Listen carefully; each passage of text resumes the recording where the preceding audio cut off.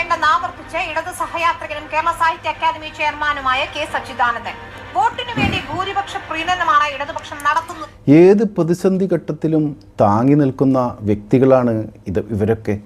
കമ്മ്യൂണിസ്റ്റുകാർക്ക് വേണ്ടി എന്ത് പ്രസ്താവനയും നടത്തുന്ന ആളുകളായിരുന്നു ഇവരൊക്കെ ഒരു കാലത്ത്. ഈ സഹയാത്രികർ പോലും കയ്യൊയ്യുന്ന ഒരവസ്ഥയാണ് കമ്മ്യൂണിസ്റ്റുകാർ ഇന്ന് നേരിടുന്നത്.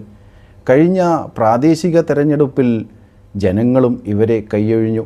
ഇപ്പോൾ UDFൻ്റെയും LDFൻ്റെയും ജാഥ മുന്നോട്ട് നീങ്ങുമ്പോഴും കാണാൻ സാധിക്കുന്നത് അത് തന്നെ.